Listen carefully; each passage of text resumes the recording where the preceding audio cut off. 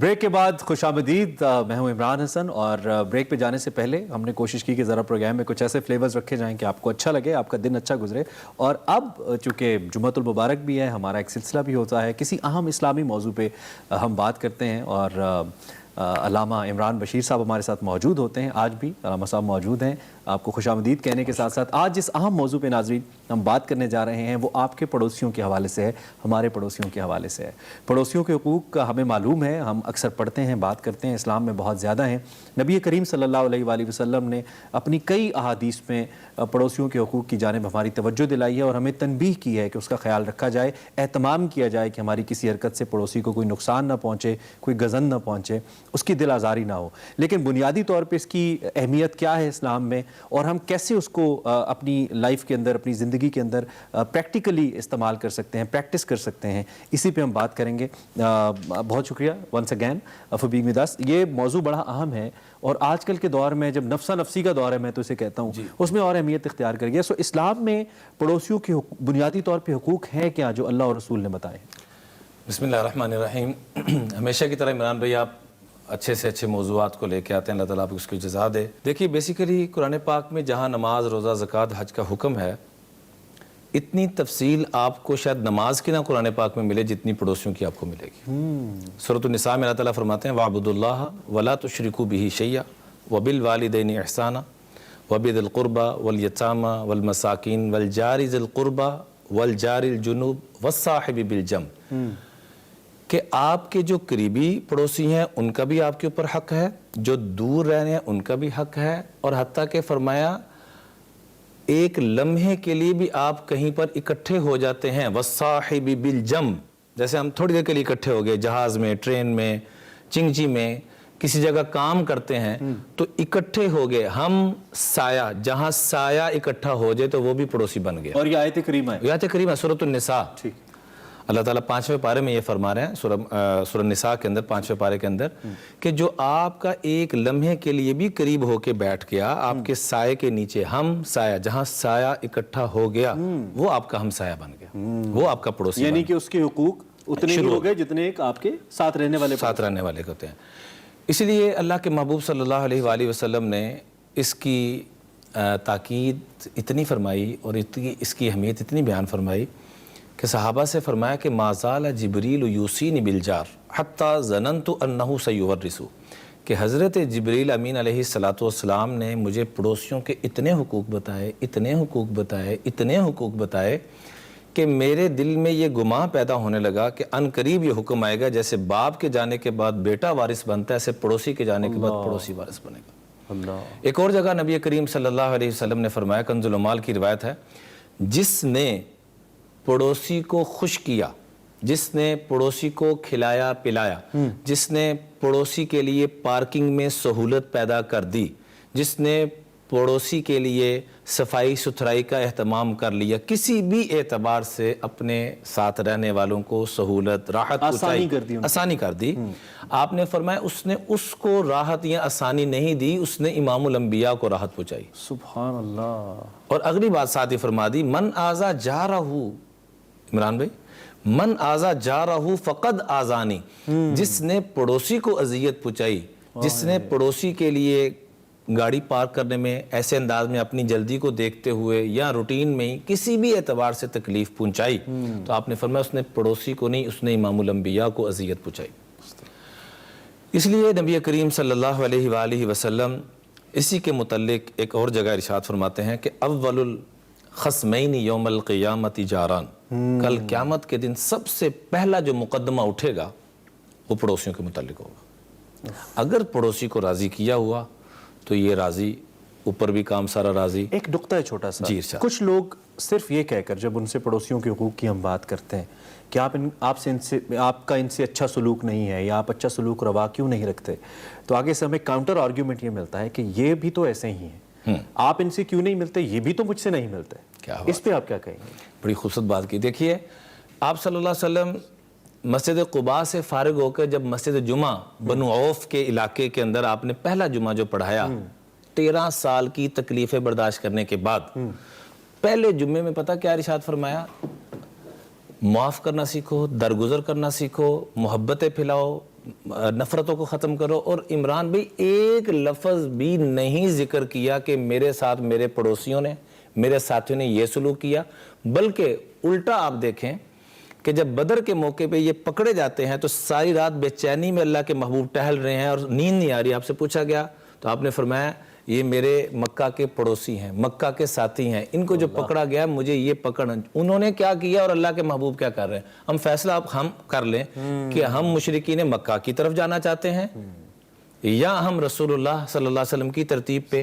اور آپ کو ایک عجیب بات اسی بات پہ, اور بھی بڑے مشرکین نے تکلیفیں پہنچائی, لیکن مشرکین کا نام آپ کو قرآن پاک میں نہیں ملے گا. واحد ایک مشرک ہے جس کا نام قرآن پاک میں موجود ہے, ابو لہب. وجہ سورہ لہب. تبت یدا ابی لہب وتب. اس کی وجہ مفسر نے عجیب لکھی ہے کہ چچا تو تھا ہی, پڑوسی بھی تھا. دو حقوق ہونے کے باوجود اس نے نہ اپنے بھتیجے ہونے کی نسبت کا خیال کیا, نہ پڑوسی ہونے کی نسبت کا خیال قرآن نے کیا. باقاعدہ ہاتھ ٹوٹنے تک تباہی بربادی, ہاتھ ٹوٹنے سے مراد تباہ برباد, وہ اللہ نے دکھایا. ایک پڑوسی ہمارا ملک بھی ہے جی, جو مسلسل ظلم روا رکھے ہوئے ہے, چاہے وہ کشمیر ہے, پاکستان کے اندر بھی ہے. جی, تو سب سے بڑا رشتہ تو انسانیت کا ہے. بے شک. تو اس کے تقاضے میں ہم نے ہمیشہ امن و برداشت کی بات کی ہمارے ملک نے. تو آپ کو نہیں لگتا کہ کہیں نہ کہیں پڑوسیوں کے حقوق کی جب ہم بات کرتے ہیں تو اس دنیا کے نقشے کی بھی بات ہونی چاہیے, اور ممالک کی, اور خاص طور پہ پاکستان چونکہ ایک چھوٹا ملک ہے تو اس کے حقوق کی بھی بات ہونی چاہیے؟ بالکل ہونی چاہیے جی. دیکھیں حقوق کی بات تو ضرور کرنی چاہیے, اور میں یہ عرض کروں گا کہ ہم اگر اپنے پڑوسی ملک والوں کو, وہاں ہمارے رویے جتنے اچھے ہوں گے اس کے مثبت اثرات پڑیں گے.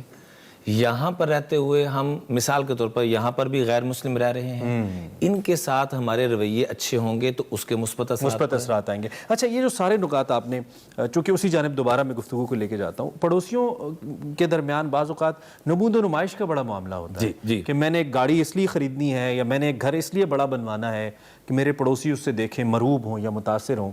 حالانکہ ان پہ احساس کمتری کا بھی شکار وہ ہو سکتے ہیں, ہو سکتا ہے ان کا ذریعہ معاش وہ نہ ہو جو میرا ہے. تو آج کل ہمارے معاشرے میں یہ چیز بہت زیادہ پائی جاتی ہے. اس رویے کے اوپر کیا کہتے ہیں آپ؟ دیکھیے یہ رویہ, اور اسلام کیا کہتا ہے؟ جی, اس رویہ کو شریعت نے بڑا مذموم قرار دیا ہے, مذمت, قابل مذمت. اور یہاں تک فرمایا کہ اپنی خوشیوں کو چھپاؤ, خالی گاڑی, کوٹھی, بنگلہ نہیں, جتنا نمود و نمائش سے بچ سکتے ہو بچو. اللہ کے محبوب علیہ الصلوۃ والسلام نے فرمایا ورنہ نظر بد تمہیں تباہ برباد کر دے گی.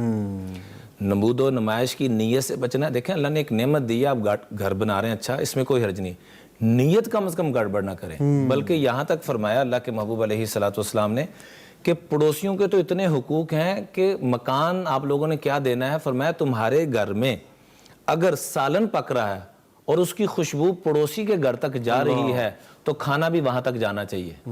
اور تمہاری زمین ہے, تمہارا مکان ہے, تمہاری پراپرٹی ہے, اور آپ اس کو تعمیر کرنا چاہتے ہیں, تو جیسے ہم کینٹ کے اندر یا مختلف اچھی سوسائٹیوں کے اندر این او سی لینی پڑتی ہے, تو فرمایا ان کی این او سی بعد میں لینا, پہلے اپنے پڑوسی کی این او سی لینا کہ میری اس دیوار کھڑا کرنے سے آپ کی آب و ہوا ڈسٹرب تو نہیں ہو رہی. پڑوسیوں کا حق پہلے, پڑوسیوں کا پہلے. اس میں یہ جو جورسڈکشن کی ہم بات کر رہے ہیں نا, اس میں ایک تو یہ کہ آپ نے ویسے تو بتا دیا کہ جو بھی ہم سایہ ہو گیا, چاہے میں ایک ٹرین میں کسی کے ساتھ بیٹھا تو وہ میرا ہم سایہ ہو گیا, قرآن نے واضح کر دیا.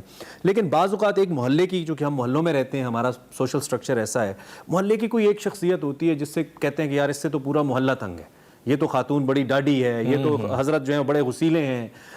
تو اس میں جورسڈکشن کیا ڈیفائن کرتا ہے اسلام پڑوسی کی حقوق کی حد تک, اور ذمہ داری کیا لاگو ہوتی ہے سوشل سٹرکچر کی؟ جی, اس میں دو چیزیں ہیں. ایک جو غلط رویے رکھ رہا ہے اس کے لیے کیا حکم ہے, اور جن کو برداشت کرنا پڑ رہا ہے ان کے لیے کیا حکم ہے. میں دونوں کو مختصر عرض کرتا ہوں. بخاری کی روایت ہے کہ ایک پڑوسر کا تذکرہ اللہ کے محبوب کے سامنے کیا گیا کہ یا رسول اللہ فلاں عورت ہے تکثر الصلاۃ والصیام والصدقہ, تہجد کی باری آتی ہے تو ساری رات تہجد میں کھڑی رہتی ہے, روزے کی باری آتی ہے تو سارا سال روزہ, صدقہ خیرات کی باری آتی ہے تو متقی, سارا سال صدقہ خیرات. لیکن جب بھی کبھی بات کرتی نا اپنی پڑوسنوں سے تو توزی جیرانہا بلسانہا, اس کی زبان سے ان کو اذیت پہنچتی ہے, تکلیف پہنچتی ہے, سخت لہجہ ہے.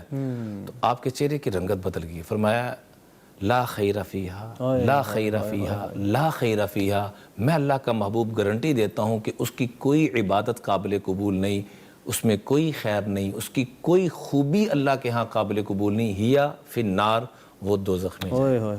پھر ایک اور عورت کا تذکرہ کیا گیا کہ یا رسول اللہ فلاں عورت ہے صلی اللہ علیہ وآلہ وسلم, وہ نہ تو ساری رات تہجد پڑھتی ہے, نہ سارا سال روزے رکھتی ہے، صدقہ خیرات بھی معمولی نہ ہونے کے بقدر آپ، لیکن ساتھ ہی بتایا کہ اس کی زبان سے پڑوسنے تنگ نہیں ہے. واہ واہ. آپ نے فرمایا ہی فی الجنہ، میں گارنٹی دیتا ہوں کہ وہ جنتی ہے. تو اس لیے ہم نے یہ دیکھنا ہے کہ ہم تو کہیں ایسے نہیں کر رہے. خاص طور پہ اس موضوع کو لے کر ہم سب پہ کیا ذمہ داری عائد ہوتی ہے، اور یہ ذمہ داری ادا کرنا بڑا مشکل ہوتا ہے. جیسے کہتے ہیں نا کہ صبر کا بڑا درجہ ہے، لیکن میں اکثر کہتا ہوں کہ اس بڑے درجے کو حاصل کرنے کے لیے بڑی محنت ہے. صبر کرنا بڑا مشکل کام ہے. اسی طریقے سے یہ جو آپ بتا رہے ہیں، یہ ذمہ داریاں ادا کرنا بھی آسان قطعی طور پہ نہیں ہے. کیا کریں کہ یہ دین آسان ہو کے زندگی میں آ جائے اور اس پر ہم عمل کرنا شروع کریں؟ دیکھیے، سب سے پہلی بات تو یہ ہے کہ ہم اللہ سے اس کو مانگنا شروع کریں، کیونکہ جب تک اللہ کی توفیق شامل حال نہیں ہوگی، ہم جتنے مرضی ارادے کرتے رہے کچھ بھی نہیں ہوگا. پہلی بات تو یہ. دوسرے نمبر پہ ابتداءً ہم یہ کریں کہ اپنے پڑوسیوں کو اپنے فیملی ممبر سمجھیں، اور جو بھی نظر آئے سلام کرنے میں پہل کریں، نگاہ کی حفاظت کریں. بہت شکریہ. بہت ہی زبردست معلومات بھی، اور آپ نے سنا پڑوسیوں کے حقوق کے حوالے سے. یہ وہ موضوعات ہیں جس کے اوپر ہم عمومی طور پہ یا تو بات ہی نہیں کرتے، ٹی وی چینلز پہ تو بالکل نہیں کرتے انفارچونیٹلی، اور اگر بات کرتے بھی ہیں تو عمل نہیں کر پاتے. تو عمل سے زندگی بنتی ہے، جنت بھی جہنم بھی. اس پر عمل کیجئے، پڑوسیوں کے حقوق کا خیال رکھیے. اچھے کے ساتھ اچھا تو سب کرتے ہیں، جو آپ کے ساتھ اچھا نہ کرے اس سے اچھا کیجئے، تو تب سنت محمدی صلی اللہ علیہ وآلہ وسلم پہ عمل ہوگا. اس پہ بات کرتے رہیں گے. بریک کے بعد دوبارہ ملاقات ہوتی ہے.